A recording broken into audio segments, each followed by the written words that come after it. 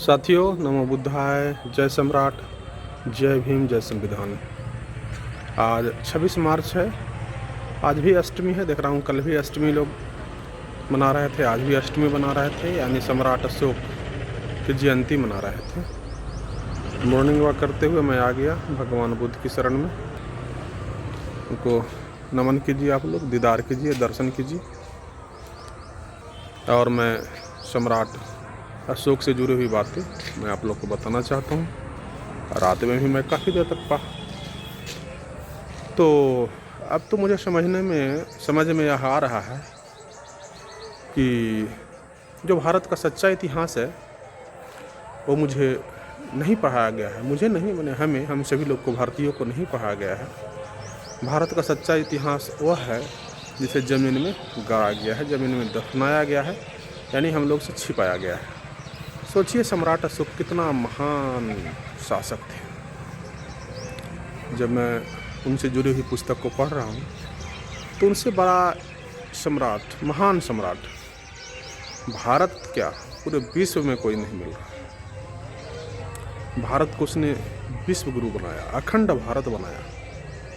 आज जो भी सिंबल हम लोग देखते हैं, राष्ट्रीयता का जो गर्व महसूस करते हैं, मैं एक दिन पहले ही बताया था कि आपके जो पैकेट में रुपया है, नोट है, वहाँ भी सम्राट अशोक की छाप मिलेगी। राष्ट्रपति जहाँ बैठते हैं ना, उनके भी पीछे में देखिएगा सम्राट अशोक का ही छाप मिलता है। आप उन्हें कहाँ कहाँ मिटा सकते हैं। लेकिन आज देख रहा हूँ कोई भी शासन, प्रशासन, नेता, राजनेता सम्राट अशोक की जयंती के बारे में 2 लाइन भी नहीं बोला। सोचिए, मैं तो एकदम हैरान हूँ। जब मैं पहले इतना नहीं जानता था सम्राट अशोक के बारे में, तो मुझे उतना नहीं समझ में आता था कि चलो भाई, लेकिन जब मैं पढ़ लिया सम्राट अशोक का सही चीज़ को मैं जान लिया, और मैं सोच रहा हूँ कि देखिए, न तो पेपर में कोई चर्चा है, न तो कोई राजनेता, नेता, कोई भी नहीं।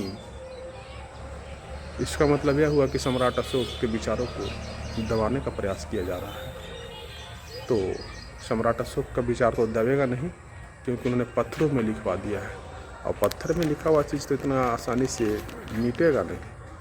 इसलिए साथियों, आप सभी लोग, और मैं तो यह भी बोलता हूँ कि जो बाबा साहब की जयंती 14 अप्रैल को मनाएंगे, उनको भी कम से कम सम्राट अशोक की जयंती धूमधाम से मनानी चाहिए थी। क्योंकि बाबा साहब जो संविधान में जिस चीज़ का ही वर्णन किया है ना, सम्राट अशोक, तो उनसे 2300 साल पहले ही देखिए पत्थरों में लिखवा दिए थे। उन्होंने क्या नहीं लिखवाया। उन्होंने अपने पत्थरों में लिखवाया है कि मैं जहाँ कहीं भी रहूँ, यहाँ तक कि मैं अंतःवास में रहूँ, सैन्य कक्ष में रहूँ, जनता से जुड़ी हुई मामला मुझे आकर के बताएं। कोई अगर फरियादी आता है तो समस्या हमें बताएं। उन्होंने राहगीरों के लिए सड़क किनारे पेयजल की व्यवस्था करवाए थे। कुआं खुदवाने की व्यवस्था सर्वप्रथम उन्होंने ही किया था। सड़क किनारे पेड़ लगाने की व्यवस्था उन्होंने ही किया था।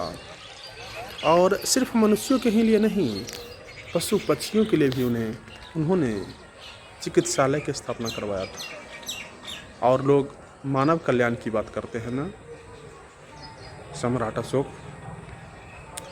जगत के कल्याण की बात करते थे, सभी प्राणियों के कल्याण की बात करते थे। सोचिए कितना महान थे। मैं पहले ही बता दिया हूँ कि शाकाहारी जो प्रथा, संस्कृति जो भारत में आई है, सम्राट अशोक से आई है। अतिथियों को कैसे स्वागत करना है, वो सारा चीज़ सम्राट अशोक से ही आया है। और आप जो सिंह टाइटल लगा करके जो सीना चौड़ा करके घूमते हैं ना, वह भी सिंह टाइटल ही तो सम्राट अशोक का ही दिया हुआ है। कुमार, मैं बता दिया था कि कुमार का मतलब क्या होता है, कुमारी का मतलब क्या होता है। सम्राट अशोक की जो पत्नी देवी थी, जिनके नाम से आया है। और सम्राट अशोक महान इसलिए नहीं हुए कि उन्होंने सम्राट था, राजा था। सम्राट अशोक इसलिए महान हुए क्योंकि उन्होंने भगवान बुद्ध के मार्ग को अपनाया था। लोग ऋण की बात करते हैं, मातृ ऋण, पितृ ऋण, गुरु ऋण, लेकिन सम्राट अशोक इससे भी बढ़ करके प्रजा ऋण की भी बात किए थे कि प्रजा कैसे खुशहाल रहेगा। मैं इन सारी बातों को बोलते बोलते भावुक भी हो जा रहा हूँ कि सोचिए देश कहाँ जा रहा है। अगर आज भी भारत कि खास करके बहुजन समाज के लोग जो भारत के मूल निवासी अपने आप को बोलते हैं, अगर सम्राट अशोक के बारे में नहीं जानेंगे, नहीं पढ़ेंगे ना, तो आपकी आने वाली पीढ़ियाँ मिट जाएगी। जैसे सम्राट अशोक के विचारों को मिटाया जा रहा है, दबाया जा रहा है, छुपाया जा रहा है ना, मिट जाएंगे। क्योंकि जो कौम अपना इतिहास नहीं जानता है ना, वो कहीं का नहीं रहता है। इसलिए आप सभी लोग जानिए, पढ़िए सम्राट अशोक के बारे में, समझिए। सम्राट अशोक वास्तुकला के क्षेत्र में, शिलालेख के क्षेत्र में, सब चीज़ इतना बेहतरीन उन्होंने कार्य किया ना, का संविधान का जो हर चीज़ है वहीं से लिया गया है। इसलिए बहुजन समाज के लोगों, आप सिर्फ बाबा साहब की जयंती नहीं मनाएं, आप सम्राट अशोक की जयंती मनाएं, भगवान बुद्ध की जयंती मनाएं। सब लिंक है। अगर आप बाबा साहब को मानते हैं तो आपको सम्राट अशोक को बिल्कुल उनसे बढ़कर के मानना होगा। आपको भगवान बुद्ध को मानना होगा, उनके विचारों पर चलना होगा। और सिर्फ अगर आप बाबा साहब की जयंती मनाते हैं और सम्राट अशोक के बारे में नहीं जानते हैं ना, तो आपके पास अधूरा ज्ञान है। आप में संपूर्णता नहीं आ सकती है। संपूर्णता आने के लिए आपको भगवान बुद्ध तक जाना होगा।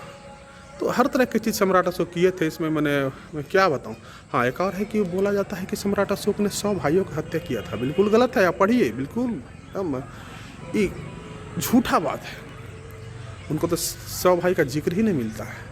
उनका तथागत के 3 प्रमुख शिष्य जो राजा थे हुए, जिनमें थे बिंबिसार, प्रसेनजीत और अजातशत्रु, और 3 इनके अनुयायी हुए तथागत के, सम्राट अशोक, हर्षवर्धन और कनिष्क। तो अनुयायियों में सबसे जो श्रेष्ठ जो अनुयायी हुए ना, वो सम्राट अशोक ही थे। सम्राट अशोक का जो नाम था देवानपीय प्रियदर्शी। यही प्रियदर्शी भारत के जो आयरन लेडी हैं, पूर्व प्रधानमंत्री इंदिरा गांधी जी का भी नाम प्रियदर्शी ही रखा गया था। सम्राट अशोक 41 वर्ष शासन किए बौद्ध धर्म बनाने के बाद। सोचिए, सम्राट अशोक का जो भाई हैं 2, सुमन और तिस नाम था। सम्राट अशोक के बारे में जानकारी मैं दूं कि जो राष्ट्रीय जो प्रतीक है सम्राट अशोक से ही लिया गया है। जेम्स प्रिंसेप 1837 में पढ़े थे, नहीं तो उन्हें तो मिटा दिया गया था। फाहियान ह्वेनसांग सिंह लोग आए थे, लोग भी कोशिश किए थे पढ़ने की, लेकिन नहीं पढ़ पाए थे। तो इन सारी बातों को आप पढ़िए। वास्तुकला के क्षेत्र में, कला के क्षेत्र में उन्होंने बहुत ही महत्वपूर्ण कार्य किए थे। उनके पिता जो बिंदुसार थे, जिन्हें अमित्रघात के नाम से जाना जाता है, तो सम्राट अशोक को पहचान लिया था उनके पिताजी। उनके विद्वता को, उनके जो अंदर में जो काबिलियत थी, पहचान लिया था। इसीलिए उन्हें सर्वप्रथम विदिशा का राज्यपाल बनाया गया था पहले ही। तो कुल मिलाकर कहना है कि सम्राट अशोक के बारे में तो अनगिनत चीज़ है। जब संविधान ही जो है उन्हीं का बानी है, जो उकेर दिए थे भगवान बुद्ध के बात को, उन्हें पत्थरों पर लिखवा दिया था, जो बाद में बोधिसत्व बाबा साहब डॉक्टर भीमराव अम्बेडकर ने उन्हें संवैधानिक रूप दिया। तो आप सभी पढ़े लिखे जाने, नहीं तो मिट जाइएगा, इसमें कोई शक नहीं है। आप मुगालते में नहीं रहे, आप सच्चा भारतीय बनना चाहते हैं। सोचिए, सम्राट अशोक के समय में अखंड भारत होता था। जो भारत की अभी जो विश्व का जो भूभाग से भारत का हिस्सा जो अभी है 32 पॉइंट कुछ लाख वर्ग किलोमीटर है, लेकिन सम्राट अशोक के समय में यह 52 लाख वर्ग किलोमीटर था। और आज जो भारत की जनसंख्या कुल विश्व की जनसंख्या का 17 पॉइंट कुछ % है।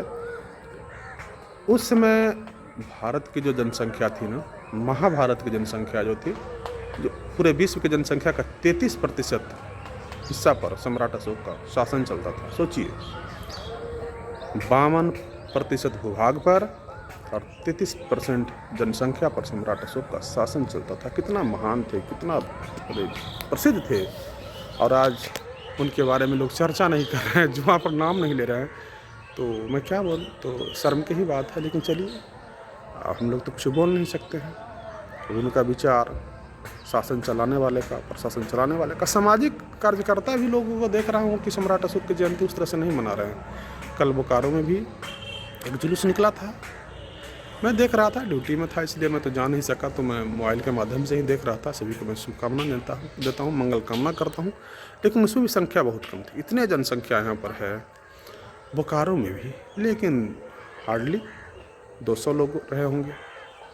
तो सोचिए 200 लोग ही, इतना जनसंख्या होने के बावजूद भी। इसका मतलब यह है कि सम्राट की महानता के बारे में, उनके जो गौरव इतिहास है उसके बारे में लोग अभी तक भी नहीं जाने हैं। तो हमसे भी लोगों का यह कर्तव्य हो जाता है कि जो लोग नहीं जाने हैं सम्राट अशोक के बारे में उन्हें बताएं, घर घर जा कर के बताएं, गोष्ठी कर कर के बताएं, जिस रूप में भी हो सके बताने का प्रयास करें।